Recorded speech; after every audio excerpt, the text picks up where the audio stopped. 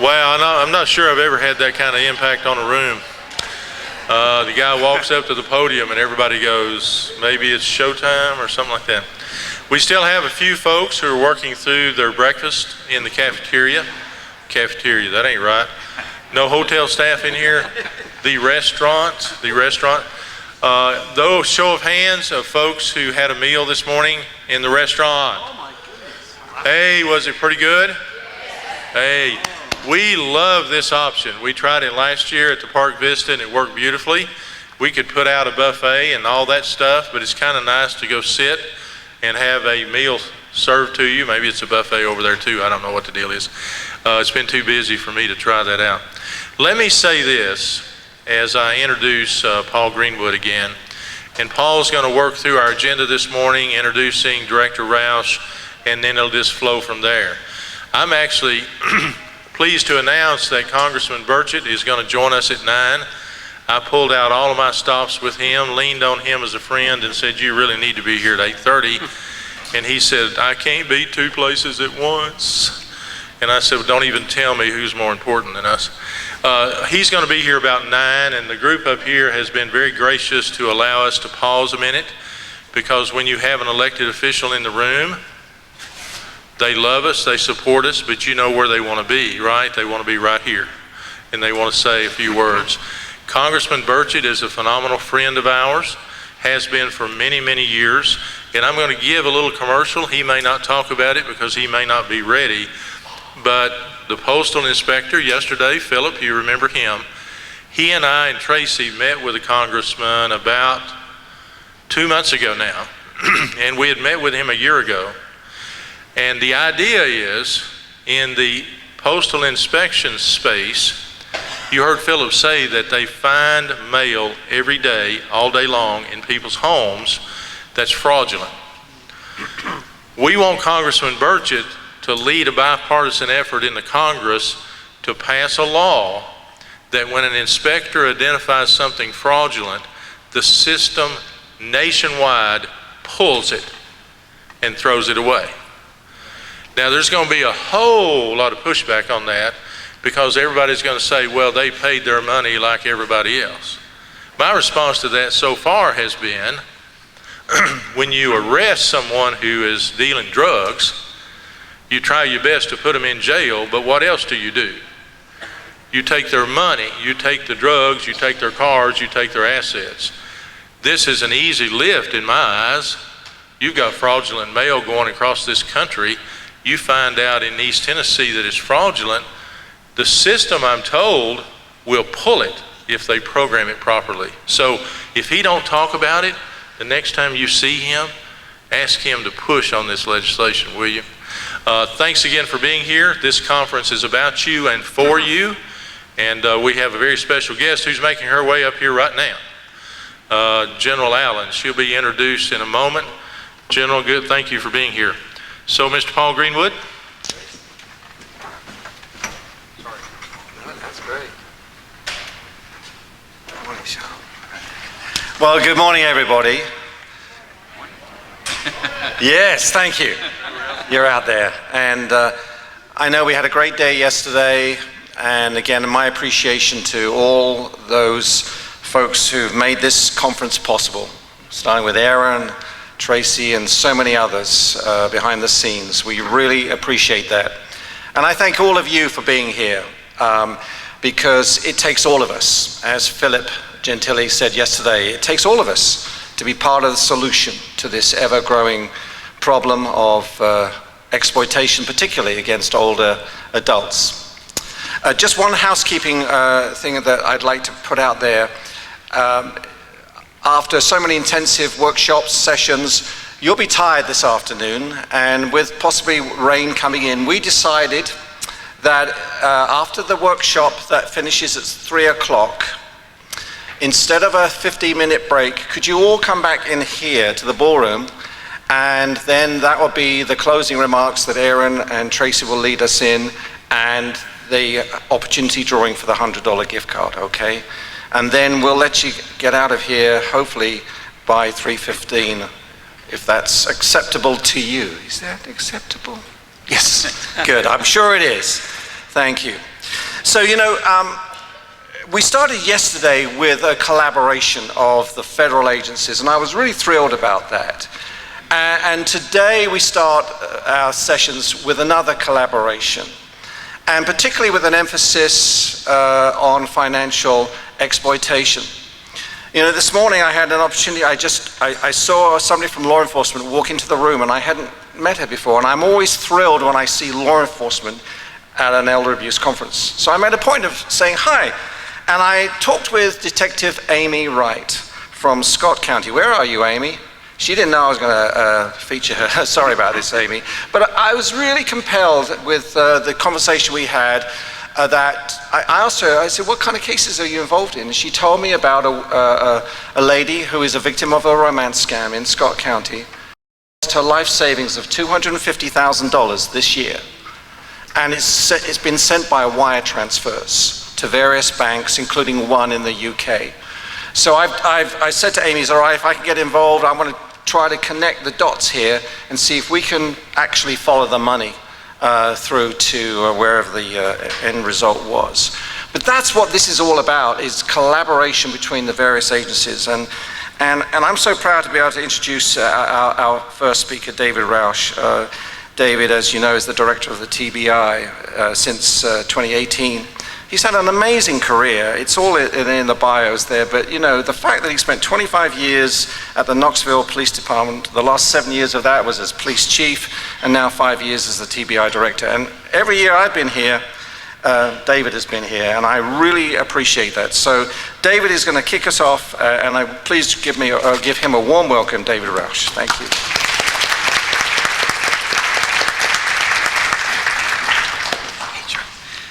Well, thanks, Paul. Thanks, Aaron.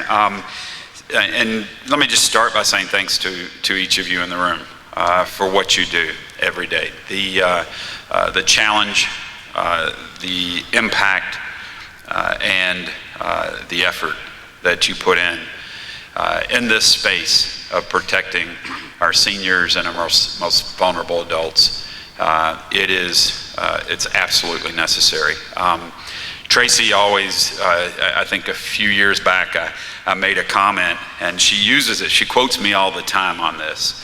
And it's, when I first started talking about this, and the challenge I always see is why aren't we paying more attention to this challenge?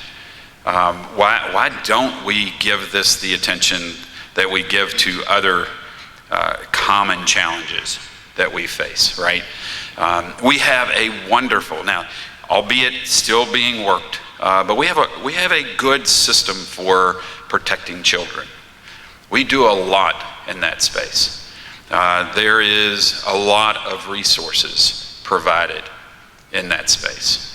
Heck, we do a lot in protecting animals, right? And making sure that we have all of the right things in place for that protection, right? But when it comes to this issue, it seems to almost fall on deaf ears. And as I always say, it's this elder side of the house, it's not sexy, right? And it's how do we get it to that level that attention will get paid to this space, right? And that's our effort. That's the effort of everyone in this room. That's the effort of every organization that you work for, is to raise the level of understanding and raise your voice to the ears of those who need to hear it, right? And so that the resources can be put into this, right?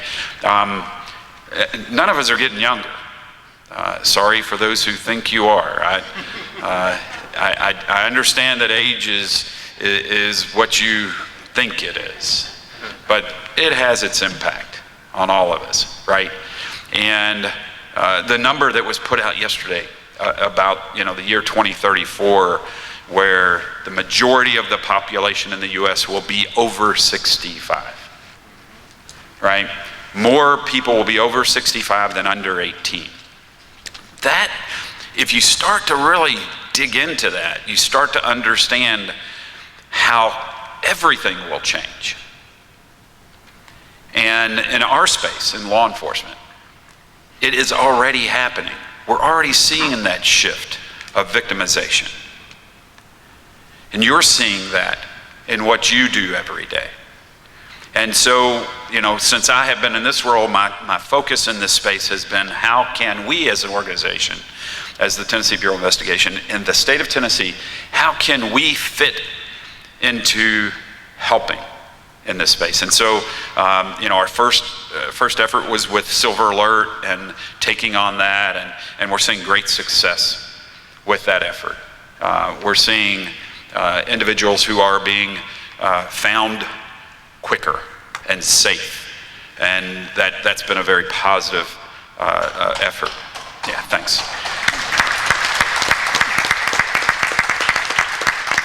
So then we started having this conversation about financial exploitation, and started looking at the numbers, and the numbers didn't make sense, first of all. I mean, they're big, but the fact is what's reported is a small percentage of what is stolen, right? And our partners at the DA's office and our DAs throughout the state, they understand this as well. And so they moved forward with legislation that would help protect assets, because as they said, when it comes to them, they can't recover. The money's gone. So the victim gets nothing in return, right? And that becomes a challenge. And so we've got to do better in this space at preventing the money from disappearing. And the impact of it is more than just to that individual. The impact of that is to the entire state of Tennessee, because that person then has to have the resources of those of you sitting in this room. And that costs the state. So there is a way to fix this, right? And so that's the effort that we started this year, trying a little bit behind the ball, but we tried to get it some momentum behind it. And that was, actually we had a meeting with our partners and with our friends from the financial institutions, and just had a conversation about what this space, what we can do to help. And there was a great comment made, and that was, if financial institutions had their own 911 that they could call on these issues. Because what happens is they call the local law enforcement agency. And now, I'm sorry, but I guarantee all my law enforcement friends in the room will agree. You call a police department, you get a answer. It's not the answer. It just depends on who you call and how adept they are in this space. It's not that they do it intentionally, it's just they don't know. And so you'll get a different answer with one of the almost 500 agencies in the state of Tennessee. So it makes sense when that request was made, is if we had a 911 for financial institutions. And so I thought, hey, one of the things we do really well at TBI is call centers, right? We have a team that answers the TBI find calls. We have, there's 3 or 4 different 800 numbers that we have out there that you can call and get answers from our team at TBI. And I thought, well, there you go. We can do that. That's something we can do, minimal resource. But then the next step is connection. And connection was the piece that I struggled with, because now I've got to figure out, how do I get almost 500 agencies in Tennessee where I have a point of contact that my folks could then connect this institution with? And that would be daunting. And the fact is, in local law enforcement, those positions move, right? And so that person that you had in 6 months won't be the same person. And so it made more sense then to think about the way we do our prosecutions. And we do that with 33 offices in the state of Tennessee. And so it made more sense of, what if we had someone in each of these 33 offices that we could connect? And then not only handling financial exploitation, but all elder justice issues in that office. And we had the conversation with our friends at the DAs, and they were like, absolutely. They've always been advocates in this space, and they're on board with that. And so we started that challenge. Now there's $1 attached, and we got the conversation moving, and people agreed that it was a good idea. We didn't have it on the front end of the budget, and so it didn't get a lot of push. That will be different this budget cycle. We're going to put it in and hopefully get it into the governor's package and move forward with this. But that's the concept, and the idea is to get some consistency in response, but also for that bit of assurance to our friends at the financial institutions, so that they can utilize the law that we have on the books, that the DAs push for, that allows them to pause the finances until the investigation is completed, or at least the issue is looked at closely. And so that's the concept. That's what we're here to discuss and talk about, and talk about the space and the efforts that each of our partners in this are engaged in. And so with that, I'll now step aside and yield to a good friend and the longest serving commissioner in the state of Tennessee, Greg Gonzalez. Greg has served our state since 2005 as a commissioner. He is the head of the Tennessee Department of Financial Institutions. We have no better partner in the state of Tennessee from the TBI than our friends at that department and financial institutions. They have been and continue to be a great resource for us. And Greg's tenure in his position really says more than I can say to try to read a bio, because I mean the fact that he has stayed in a political appointed position through I don't know how many administrations, I can't do math. But the fact that he has been there since 2005, right? And those of us who know how this state changes parties sometimes, right? He has made it through changes in political parties, and has maintained his role. That tells you everything you need to know about Greg Gonzalez, and so it's my honor to introduce our friend. Yeah, wonderful.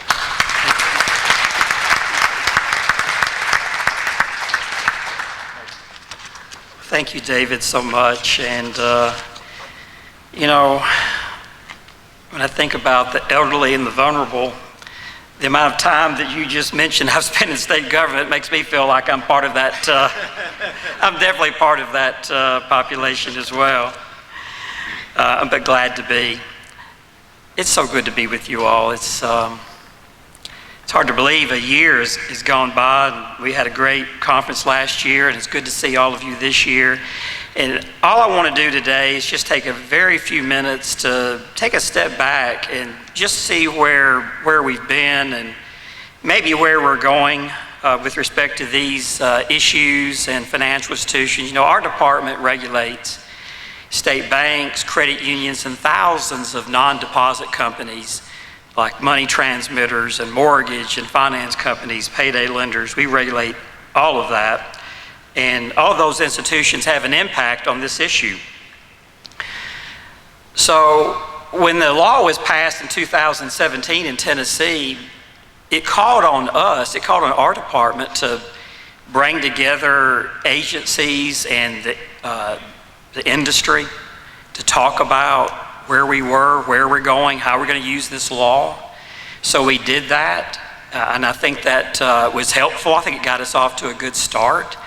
And I certainly appreciate the financial institutions that joined us and the government agencies that did. And TBI is a great partner of ours as well. And I appreciate the comments from David. We want to do everything we can to support all of state government, and in particular TBI, that's taking such a lead in this area.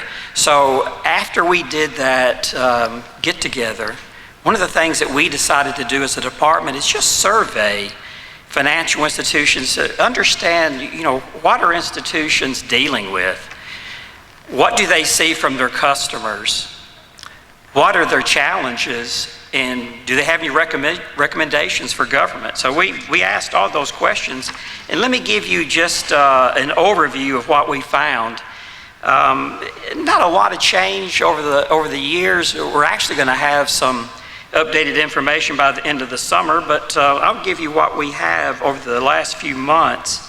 And so most of the institutions that we deal with, once again, banks, credit unions, and thousands of non-deposit companies, most of these institutions do have formal policies or informal policies, and that's a good start. I mean, that's a foundation. That's what we like to see. And on top of that, most of them are engaged in training. So that's helpful, obviously, in detecting and dealing with issues. And then we found that depository institutions, banks, credit unions, and mortgage companies are monitoring specifically for elder abuse. Now here's something else that we found.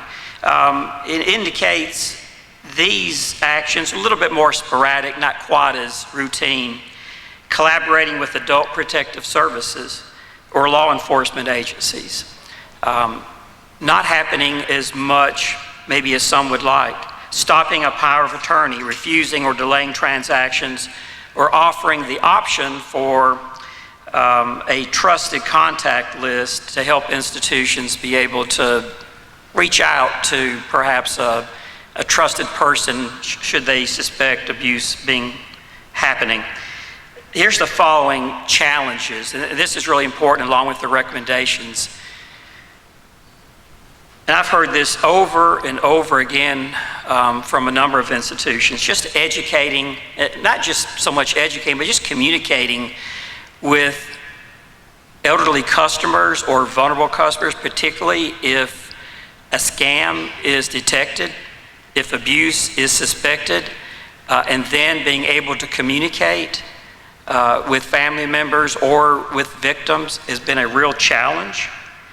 Also, training has been mentioned to us quite a bit as being a challenge. We got a lot of frontline people in institutions, and that is a real challenging position to deal with issues when they come in the door, lobby traffic, being able to spot red flags, and then doing something about it is not easy. And we've heard a lot about that, and a lot of great efforts being made. And then identifying timely, comprehensive resources to help institutions move forward. Here's another one, identifying and collaborating with the appropriate government agency. When we had our statutory task force that the General Assembly established a few years ago, we had a state bank come before the task force and actually laid out an issue, but then also laid out, what do we do with this? There was an issue that they were dealing with at that very time, and the question was, who do I go to? Do I go to this agency? Do I go to that agency? So that's the reason why all of you are so important. I think we've made great progress in this state. It's because of everybody on this panel. It's because of all of you. It takes collaboration. It takes coordination. It takes awareness. One of the things that we're trying to do through this survey is just continue to bring awareness. Every time that we do this, and we do it through examinations, it's easy to send out like a blast survey. We'd rather do it and deliver it and get input in person through examinations now. So here's the recommendations that we got from institutions. Suggesting a centralized repository of updated training and educational materials, periodic conferences or meetings among stakeholders like what we're having today, and there's others that are happening throughout the state, and I really commend you all for what you're doing. Do I see the congressman back there? You do, Commissioner, but we thought we'd jump in right after you. Well, I'm going to wrap mine up quickly because I want to hear Congressman Burchett. So, and I'm nearly done anyway. So here's the recommendations. creation of local task force, database of individuals that are convicted of elder financial exploitation, and of course the TBI Resource Center hotline. We're advocates for that. We're going to do everything that we can to support David and TBI in this effort. We've done it. We're going to continue to do it. So with that, I'm going to stop right there. Thank you again for what you all are doing. I want to really say thank you to financial institutions for what they are doing in the trenches every day. We see it, we hear it, appreciate them, and now look forward to hearing from the Congressman.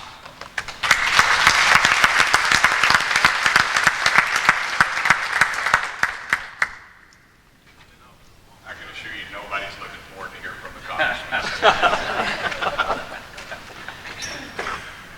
Thank you, Commissioner. It is my great pleasure. This is going to be long, by the way. It is my great pleasure to introduce a friend of mine and a friend of this issue. Would you help me welcome Congressman Burchett?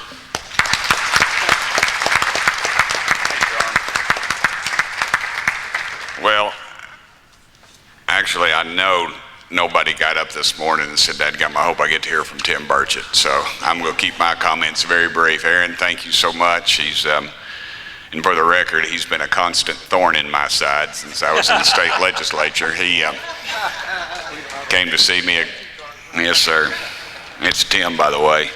And Congressman's some 85-year-old guy that ain't heard the gun go off generally. Statistically in Washington, they just kind of shuffle and they got their handlers. And I'm 58, but I feel like I'm about 158 after mind-numbing weeks in I keep saying Nashville because I spent 16 of my formative years there, in Washington, so it's a pleasure. But Aaron came to see me a couple weeks ago about an issue with the Postal Service and on the fraudulent things that are going on when they can literally probably push a button and stop some of the fraudulent mail that comes to these poor folks' houses and tells them they've won $1 million or whatever, and then they invest a little, and you know how the deal works. It's just scam after scam. And I will tell you this, the last conversation I had with the Postmaster General, I told him if it was up to me, I would fire him and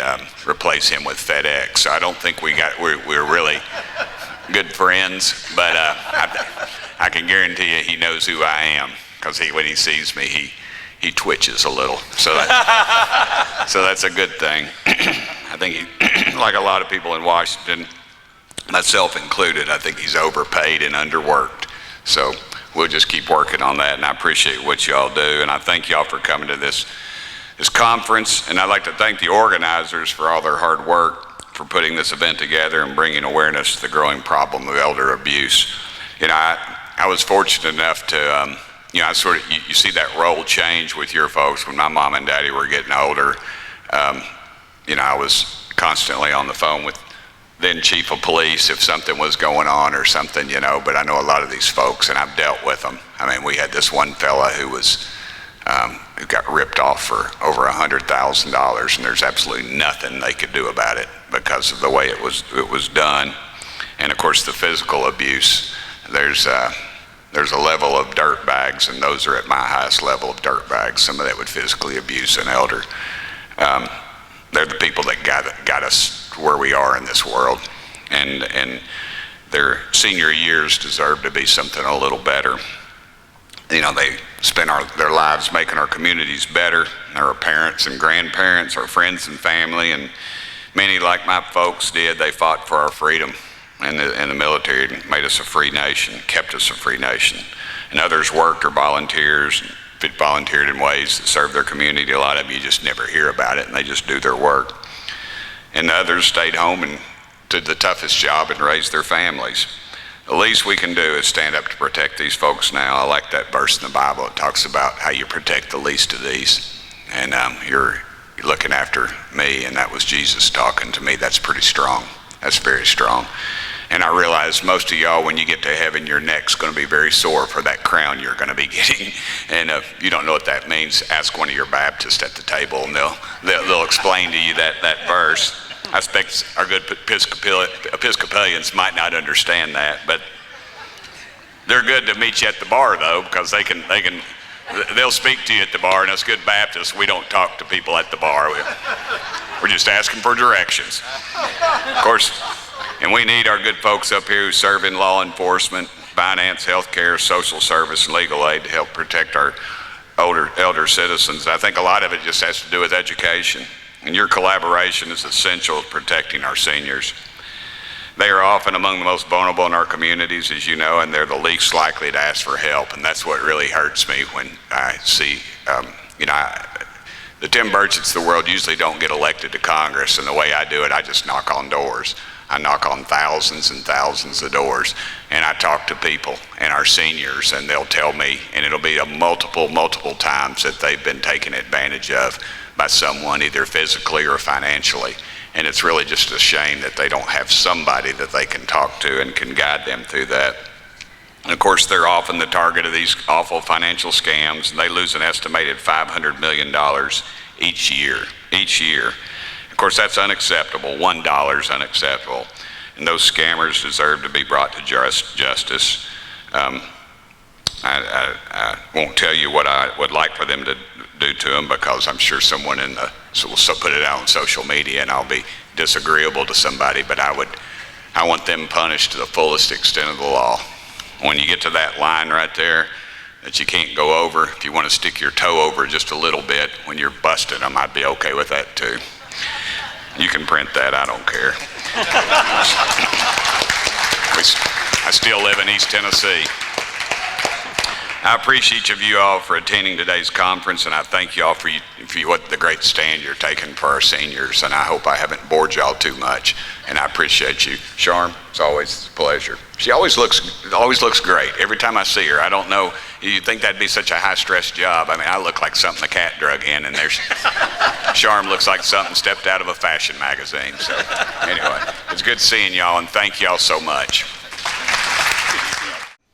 I want to thank all our folks out there, especially our seniors. You've helped create this country. We're really standing on your shoulders, but there's some folks that I call dirt bags that try to take advantage of folks, and the way they do it is they'll call you and ask you for money, or they'll send you a letter asking for money. And I would just encourage you, anytime that happens, before you send them one red cent, talk to a family member or someone else that could advise you on that, because these folks are very deceptive in the way they do, and they take advantage of folks' good nature, which we have a lot of here in East Tennessee. I myself have been approached by folks like that on the phone or in letters, and every time I'll put something on Craigslist, and then all of a sudden somebody says, "Oh, I'm interested," and they'll have some system where they're going to send me money, and then if I could send them back, and it's usually they're going to send me a bad check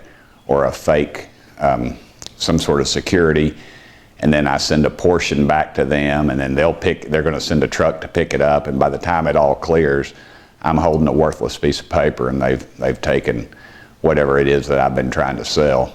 And I've seen this multiple times, and so I would encourage you, these folks are very smart and they're very dangerous. So please, anytime anybody asks for things like your Social Security number or your bank number or your credit card number, they are a scam. And please, take care of yourself and your neighbors. And thank y'all so much.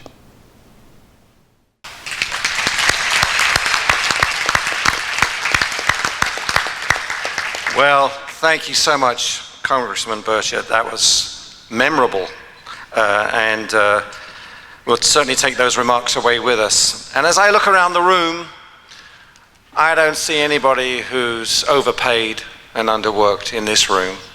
So thank you for what you do every single day. Do you remember the 3 P's I shared with you yesterday morning? What was the first one? Passion, thank you. Second one? Purpose. And third one? Perseverance. That's great, thank you. I'm going to give you 3 C's this morning, because both Commissioner and TBI Director Rausch referenced this. The 3 C's that I really keep repeating, which are cooperation, collaboration, and I call it coordination. And that's key to what we're all talking about. And I also want to pick up on one thing that David Rausch said about animals, that people seem to be more concerned about the welfare of animals than about older adults. I saw a classic example of that last week. You know, I'm not a big social media person, but I do write occasionally on LinkedIn about elder abuse issues, and on nextdoor.com, which is my local neighborhood thing. It gets very few reactions. Last Tuesday morning, my wife and I woke up and there was a bobcat mother sitting under our tree in the back garden with 3 bobcat kittens. We took out our iPhones and we did a 90-second video. I decided to post it on nextdoor.com just to, let people know in case they have small animals or small children that there was a mama bobcat protecting her young in our back garden. Guess what? 52,000 views. I just don't understand it. But there's something about that. We've got to change the attitude of people in this society to get more responsive towards the maltreatment and exploitation of older adults. But one person who's providing a solution to that is this lady next to me who comes out of a fashion shop apparently. How about that, Charm? That was amazing, wasn't it? And Charm, I love to meet and work with career prosecutors. And Charm's been a career prosecutor for over 30 years. And since 2014 has been the elected District Attorney General in Knox County. So will you please join me in welcoming Charm Allen to the pulpit? Thank you. Thank you and good morning. I just want to really hit on 2 things briefly. First, I want to talk about the fact that you guys are here, that you are at a conference where you do have the opportunity to collaborate, meet new people, find new resources, learn how to work together. And I want to give you a little example of how important that is. Paul Greenwood spoke at a conference years ago when I was an assistant district attorney. And I was sitting in the audience, and I heard him speak about elder abuse. And this was many, many years ago, and at the time I was a frontline prosecutor in the DA's office and I was a child abuse prosecutor. Our office had nothing that focused on elder abuse. We really hadn't thought about elder abuse at the time. And so I was very, very interested in what he had to say. I thought, I get why children are special and they're different and they have special needs and why we focus on them. But I had really never thought about elders at the point. And so when I became the elected in 2014, that speech from Paul Greenwood years before is the first thing I thought of. And it's because I had listened to him and he had lit a spark at a conference just like this, and I was sitting in the audience just like you are. And so in 2014, one of the very first things I did when I went into office, I said, I want to start an elder abuse prosecution unit in Knox County. So you are really the founder of the elder abuse process starting in the prosecution world, at least in Tennessee. Because in 2014, when I did that, I tapped prosecutor and I asked her to go out across the state and find somebody in Tennessee in 2014 that was focusing on elder abuse so we could emulate their prosecution process. And that's just like 9 years ago, folks, and there was nobody, not a single prosecution office in the state of Tennessee that had a focused prosecutor dealing with elder abuse. We had to go out of state and come up with a process. We brought it back here to Tennessee, we tweaked it, and I'm very proud to say that we started a prosecution unit, and I have my prosecution team here, and they do a fantastic job every day, and they work with many of you who do a fantastic job every day. Well, yes, let's give my team a hand, and let's give all of you a hand. Well, when we started prosecuting, that kind of snowballed, and we started realizing that as we began to prosecute, the laws were so antiquated in this state. We had not updated elder abuse laws since the late 80s, early 90s. So the District Attorney's Conference took a 3-year heavy lift and redid the laws dealing with prosecution and elder abuse across the state. It took us 3 years, but we got there.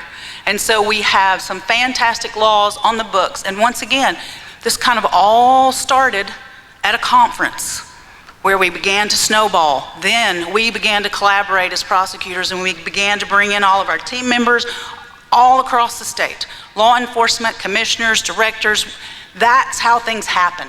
It takes a little spark in anybody to begin to work together to make something huge. And it takes Aaron pushing you the whole time too. But I just want to say, really, as the first thing, really soak in what you're getting here. And a lot of what you're getting is just meeting people, learning what other people do, learning what your resources are, and working together, because our elderly deserve it. They deserve us to do our best, and they deserve us to know about our resources. And it's really true what you're saying. People don't know where to call often. People don't know who to ask. But you on the front line, you, the boots on the ground workers, you start that network, that spider web. And really, as it grows across the state, we will be better at dealing with the issues that our elderly and our vulnerable adults are really coming into contact with. So the second thing I want to focus on just briefly is the call center that Director Roush brought up. That is something that is very needed in our state. It's a way for us to assist and work with our financial institutions who really, really need our help. They are on the front line of seeing those that are being financially exploited in their system. And we in law enforcement need to step up and help them and be more responsive. And so Director Roush has come up with a fantastic idea for a call center for our financial institutions so they can call us in law enforcement and have a more direct response. Right now, when financial institutions reach out to us in law enforcement, if they make that call to APS is overworked and underpaid, as we have talked about this morning. And so APS can take some time to get out there and actually start dealing with the situation that the financial institutions are dealing with. Then APS takes a little bit of time maybe to bring in law enforcement. So we do respond and we have a system, but it could be better.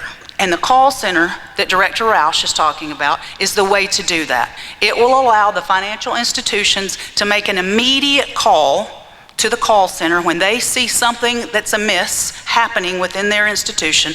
They'll make a call to the call center, and at the call center they will get direct, immediate advice. And through this legislation developing the call center, hopefully each of the 32 districts across the state will have their own investigator in the district attorney's office that does nothing but elder abuse investigation. What will happen is that call will be made to the center. The financial institution will get information from TBI directly as to what to deal with there. TBI can call our investigators and dispatch them immediately to the financial institution. So we're not talking about days before an investigation happens. We're talking about an immediate response from law enforcement and prosecutors to the financial institutions right when the exploitation is happening. That is a huge step, huge step.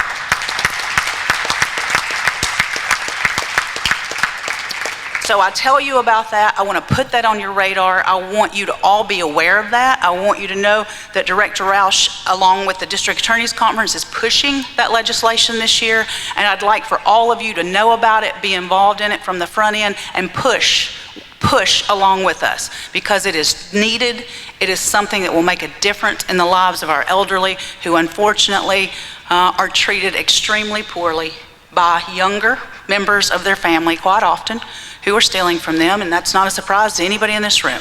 But we can work together with our financial institutions to make a difference. So anything that you can be aware of and be part of, I would encourage you to do that. And once again, thank you so much for being here. Thank you for being passionate about what you do. Thank you for caring about our elderly and our vulnerable, and pat yourselves on the back, because what you do every single day is God's work, and thank you for it.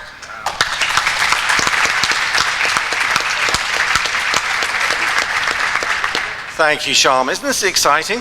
Aaron? We have a PSA that Sharm was kind enough to do.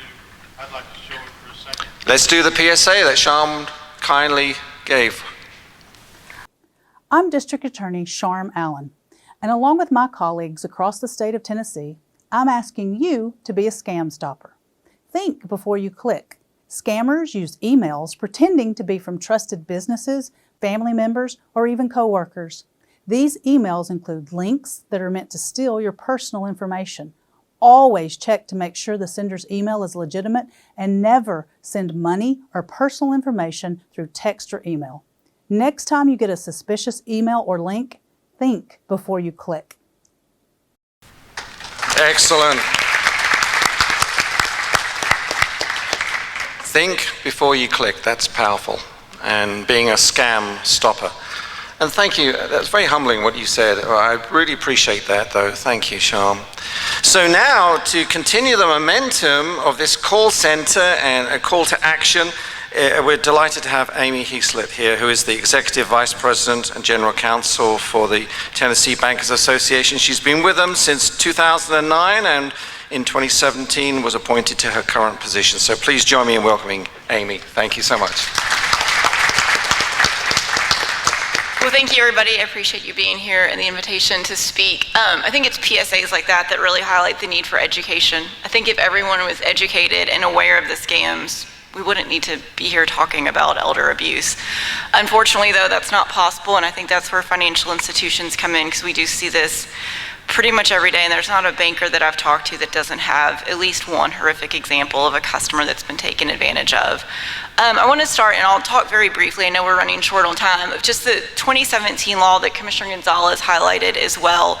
It really enabled banks with some critical tools for them to step in and prevent this financial exploitation after it starts by delaying that transaction, I think most importantly, but also refusing to accept kind of legally authorized powers of attorney, and then also notifying close family members. We were the first state in the country to take a comprehensive approach like that. And it was a big step for us because there are laws on the books that say you can't do that. You can't release that information to family members. And it's someone's checking account or savings account. They are entitled to receive that money when they want that. And so that was a big step for banks. It's had a huge impact on stopping elder financial exploitation on the state. And it's something that we're proud of. But I want to say one other thing that came out of that is working with a lot of other agencies to craft the law, to work with Aaron. We got introduced to him. We established, I think, a really good working relationship with APS. It got us talking about what the problem is, and I think it really made me aware, and a lot of bankers, this isn't just up to the financial institutions. It can't stop at the teller line. We all need to work together. And since that law passed, we've really had regular communications, not just with bankers and roundtables that we do regularly, but with a lot of different agencies. And that's really where this hotline came from. Talking to bankers after the law passed, it's been very, very helpful, but it's also conversations of what else can we do to help you stop this? And that was, if we just had kind of this magic phone number we could call. Yes, we report to APS and sometimes we call law enforcement, but we need one phone number and we'll pick up the phone and do that if we know we could get a meaningful reaction from them. And that's how we got these conversations going, is actually, I think, a series of meetings with all of the stakeholders and with legislators as well. One of my jobs at TBA is lobbying for the banks in the state. So when the General Assembly is in session, I'm up there, my coworkers up there almost every day. We've had a lot of conversations with legislators about this hotline. There isn't a single person who's opposed to it. Unfortunately, the problem is getting funding for it, because it would create all of these new positions, 32 across the state, for investigators dedicated to crimes against the elderly. I'll say we would also be the first state in the country to have something like that, and we could serve as a model like we have for other states with that 2017 law. And so I guess if there's one ask that we have of everyone in this room, if you have a relationship or you don't know your state legislator, make them aware of this. We need their support to get the funding for it. We don't need their support to pass the legislation. It sailed through committee. Everyone acknowledges that elder financial abuse is such a problem. All the legislators, if they don't know a family member, they've gotten a call from a constituent about it. But we've got to get the funding for it, and I think that it could really be that final step to make Tennessee probably the best state in the country for addressing elder financial exploitation. Kim, do you have anything to add to that?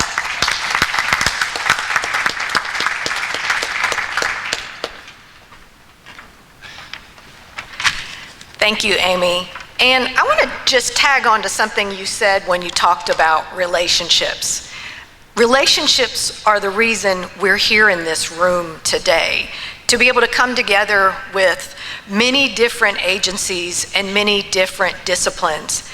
I think that's really the key. That's the solution that we're looking for, is developing relationships so that we can communicate what the problem is and look for solutions.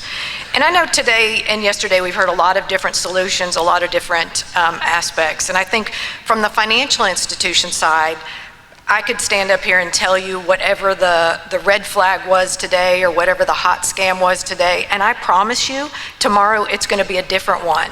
Because scam artists, I mean, think about this. For as little work as they do, they're making millions of dollars. So they're very, very good at what they do. If I got paid $1 million for working, I don't know, 20 hours in a year, let me tell you, I'm going to be pretty good at it. So they're working very hard to work against us. I'm going to come at it from a little different angle, and I think the key is going back to relationships. Relationships that we've developed with all of the agencies represented here, relationships with law enforcement, with the Commissioner of Financial Institutions. It's us having an opportunity to just have a conversation. And this was one of the ways that this solution, the 911 Center, came about, was just being able to say, okay, we have some ideas. They might be crazy ideas, but I think we have some ideas that might help things. So the one thing I just wanted to add to this conversation that we're having here today is, no matter if you work in adult protective services, if you're an ombudsman, if you're a homemaker, the key, I think, is being part of collaborations like this and having relationships. Use your time today and make relationships with people at your table. I had great conversations yesterday with some friends from adult protective services, but you know what that does? Is that gives me that comfort level. If I have a problem, I can pick up the phone and I can call one of them and I'll say, hey, remember when we met at the conference last week? I've got this problem and I don't know where to go. Can you help me, or can you get me in the right direction? And as a financial institution, we want that too. We want you to call us and say, hey, we've run into this problem and we need to get records, or we need to help this person who's a victim. Can you get me to the right department, or can you get me to the person that I need to work on this? So if I left you with anything today, it's going to be about make the most of your time here today and develop relationships with those that are here.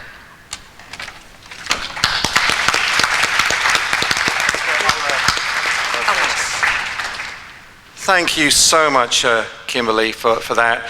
A great reminder that this is one of the benefits of being at this conference. And one of the things I'd like to plug, and Kim is a member of this, is the International Association of Financial Crimes Investigators, IAFCI. If you're in law enforcement, I would really encourage you to become a member. I became a member last year. And the contacts that this has provided me, you know, that romance scam victim in Scott County that I told you about this morning, I'm going to be contacting my IFCI contacts. And they're all over the country and across the world too. So it's all about building these relationships. I want to just give a word of thanks to my panel members here. You know, when I saw there was going to be 6 panel members, I said, there's no way we're going to get it done. But you've done it. I mean, John, I know you're coming up now, but you've done it. And I want to thank you so much for keeping your remarks concise and timely. It's fantastic. So we're finishing with technology. How does technology play into all these ideas that we have brought to you today about a special 911 setup for financial institutions? So John Byers here, he's the CEO of Cumulus. And so John, please join us now. Thank you so much.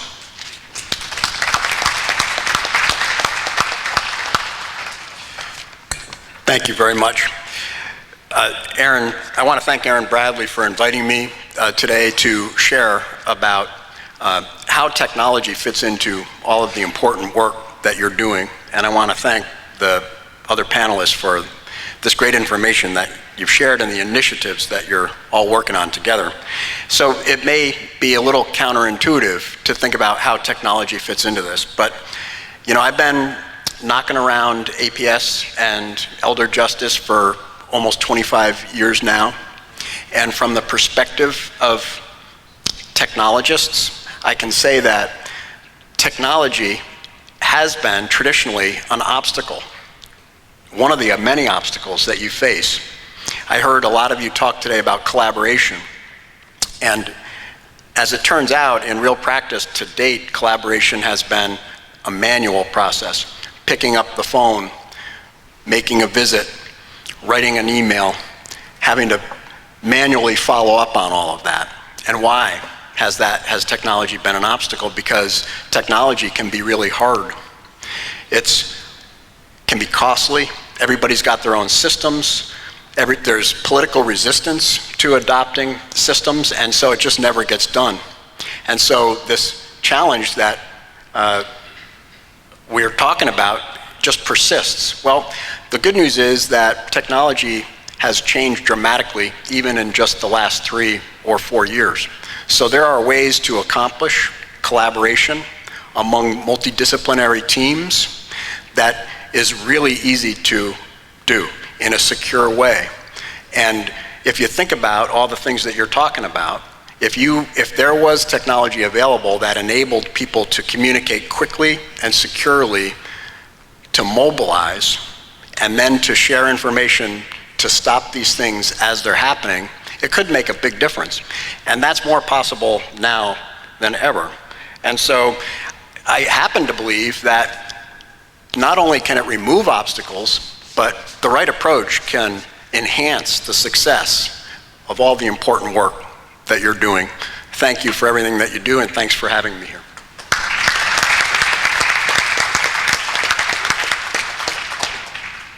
Well, thank you, John. And look at that. We even had a congressman walk in as well, and it's still 9:30 on the dot. So thank you all, again, panelists, for being sensitive to the time. It made my job so much easier. So you now have a 15-minute stretch break, and then we're going to go into some very creative workshops at 9:45. Thank you so much. My name is Paul Greenwood. I had the privilege of being a deputy district attorney, a prosecutor, in San Diego County for 25 years. And for 22 years of that assignment, I was responsible for prosecuting crimes committed against older adults and adults with disabilities. One of the many lessons that I learned, and one of the barriers to successful investigation and prosecution of these crimes, is silence. And my message today is, if you see something, say something. Please do not stay silent. If you're out and about, if you are in a store and you see somebody buying multiple gift cards, think about going up to that person and just talking to them and making sure that they're not a victim of a crime. If you are a neighbor and you see your neighbor maybe having troubles, maybe somebody's repairing their roof, make it your responsibility to ask some questions. So again, if you see something, say something, and call your local adult protective services. It's a statewide number, 888-277-8366. Or if it's life-threatening, don't hesitate to call 911. Thank you.